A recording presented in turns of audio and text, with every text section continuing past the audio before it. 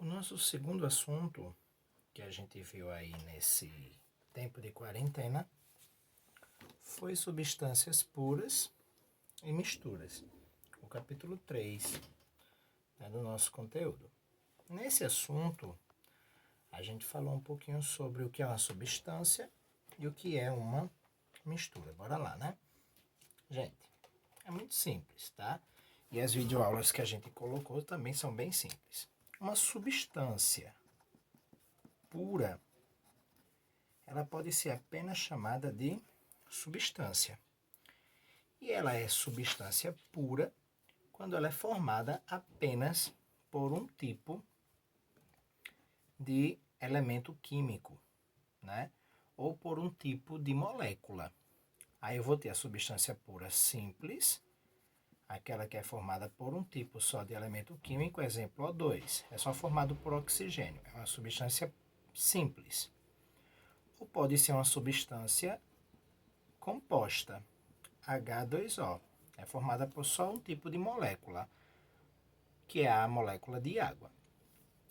Quando eu tenho uma mistura de mais de uma substância pura ou mais de uma substância, eu vou ter uma mistura. As misturas podem ser homogêneas ou heterogêneas. A mistura ela é homogênea quando ela apresenta apenas uma fase, tá? Ela é heterogênea quando ela tem duas ou mais fases. E o que é fase? Fase é aquilo que eu vejo. Preste atenção nisso, viu? Fase é o que eu vejo em uma mistura. E é diferente de componente. Componente é aquilo que é colocado. É o que compõe a mistura. Então, se eu tenho aqui, ó, água e sal, eu tenho dois componentes, água e sal. Mas eu só tenho uma fase, porque depois que eu misturar a água com o sal bem misturadinho, eu só vou ver água. Então eu tenho uma fase e dois componentes. Se eu só tenho uma fase, essa mistura é chamada de mistura homogênea. Já se eu tiver água e óleo, eu vou conseguir ver a água e conseguir ver o óleo, porque elas não se misturam. Eu vou ter dois componentes e duas fases. Se eu tenho mais de uma fase, eu chamo essa mistura de mistura heterogênea. Algumas misturas são homogêneas a olho nu, mas na verdade elas são heterogêneas se olhadas ao microscópio. É o caso do leite, tá? Gente, as substâncias, as misturas, na verdade, desculpa, as misturas gasosas são todas homogêneas, tá? As misturas líquidas podem ser formadas por líquidos immiscíveis, que são aqueles que não se misturam, como água e óleo, formando uma mistura heterogênea, ou líquidos miscíveis, que são aqueles que se misturam, que é o caso da água e o álcool, formando uma mistura homogênea. As misturas sólidas, elas também podem formar misturas homogêneas, como é o caso do latão, do bronze, do aço, que são ligas metálicas, mas também podem ser misturas heterogêneas.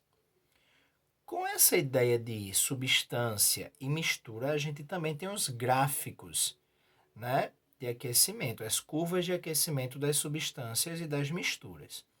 Uma substância pura, como a água, a gente vai ter esse gráfico aqui que a gente viu no outro vídeo, né? eu vou ter o ponto de fusão e o ponto de ebulição, valores constantes. Pode ver que a linhazinha é reta, tá? Então, numa substância, eu vou ter os seguintes gráficos, né? Deixa eu mudar aqui para outra folha. O gráfico de uma substância. Eu vou ter o ponto de fusão e o ponto de ebulição constantes, tá? Toda substância pura, ou só substância, o ponto de fusão e o ponto de ebulição são valores constantes. Eu tenho aqui o valor x e o valor y, constantes, tá? Uma mistura é diferente. Se for uma mistura comum, tá? Eu vou ter o seguinte gráfico para uma mistura comum. Sólido, patamar, que é o ponto de fusão, líquido, o outro patamar, que é o ponto de ebulição, e gasoso. Observa que o ponto de ebulição, ó, esse valor y, ele não é um só, ele tem um intervalo. E o valor x também tem esse intervalo. Então, o ponto de fusão e o ponto de ebulição numa mistura comum, eles variam. Ponto de fusão e ponto de ebulição variam, tá? Nesses patamares aqui, ok? Que são valores aí que a gente vai ter diferenciados. Então, por que isso acontece? Porque a mistura não é uma mistura de duas substâncias puras, então uma das substâncias ela vai congelar ou derreter numa temperatura, mas a outra substância que está na mistura, ela só acontece esse ponto de fusão em outro valor. Então, nesse intervalo de tempo, as duas vão passar para o estado líquido, do sólido para o líquido. E nesse intervalo de tempo, as duas vão passar do líquido para o estado gasoso. Tá? Então, por isso que o ponto de fusão e o ponto de ebulição de uma mistura, ele varia, porque ele é formado por várias substâncias. E no caso da substância, ou substância pura, o ponto de fusão e o ponto de ebulição são constantes. Tá? Não variam, porque é uma coisa só, uma substância só.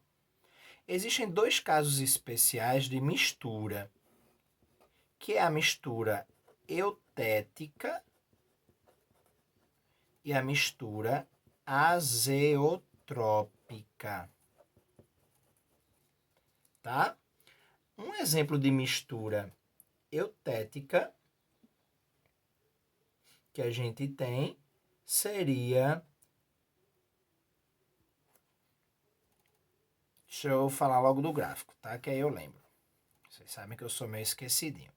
Na mistura eutética, eu vou ter lá o sólido, depois o líquido e depois o gasoso. Não é isso? Na mistura eutética, a passagem de sólido para líquido, que é o ponto de fusão, é constante. E o ponto de ebulição, ele varia. Mistura eutética é constante na fusão, tá? Diferente da mistura azeotrópica. Na mistura azeotrópica é o contrário. Sólido, líquido, gasoso. Na mistura azeotrópica, a ebulição, ponto de ebulição que é constante. Um exemplo de uma mistura eutética, tá? Seria água e álcool. Eles congelam a mesma temperatura, mas o ponto de ebulição deles é diferente. Uma mistura azeotrópica, como exemplo, a gente tem a soda. Ou solda, não é solda. Lembro não, o nome não. Que é aquilo que a gente usa para soldar as coisas, deve ser solda mesmo. Tá? O ponto de ebulição delas é constante, mas o ponto de fusão é variante. Então a gente tem aí, para substância pura, ponto de fusão e ebulição constantes. Para uma mistura comum, os dois variam. Para uma mistura eutética, o ponto de fusão é constante e o ponto de ebulição ele varia, vai ter esse patamar aí, ó, no ponto de ebulição, tá? Para mistura azeotrópica, o ponto de fusão varia e o de ebulição é constante, ok? Esses gráficos aí são um pouquinho importantes, tá? Principalmente para quem vai fazer aí o SSA. A gente falou também sobre separação de mistura, né, gente, nessa aula de substâncias e misturas. Existem as separações de misturas que separam sólidos de sólidos, que separam sólidos de líquidos, que separam líquidos de líquidos, tá? E também tem aquelas que separam sólidos de gases e líquidos de gases, que não são tão comuns, mas existem, né? Essas separações de mistura, a gente tem como exemplo a filtração, tá? Filtrar um sólido de um líquido. A gente faz isso, por exemplo, com café, a gente filtra o café, a gente filtra a água, né? A filtração a vácuo, o que é que ela faz? Acelera o processo. A decantação é deixar a poeira baixar, né? Deixar o pó do café assentar. Então a gente tem aí a decantação. Um exemplo de decantação é a sifonação, né? A gente usa, depois que essa poeira baixa, a gente usa uma mangueirinha para separar. A centrífuga, né? A centrifugação, a gente acelera essa decantação. A levigação, que é o que aquela galera que fica procurando ouro, né? Dentro dos rios, eles ficam balançando uma peneirinha que a gente chama de como se fosse uma bacia, né? Que a gente chama de bateia. A catação, catar feijão, por exemplo, a peneiração, peneirar, né? A ventilação, jogar para cima nessa peneira para o ar levar uma parte e o sólido ficar, né? A gente faz isso também quando come amendoim, a gente tira a casquinha, sopra, vai-se embora a casquinha e fica o amendoim, né? Ventilação, extração por solvente, né? Usar um solvente para extrair alguma substância. Separação magnética usando um ímã, chamado também de imantização ou imantação. A cristalização fracionada, a destilação simples e a destilação fracionada. Tá? Então a gente tem aí alguns exemplos de separação de mistura. Ok? Então essa foi a nossa aula do capítulo 3.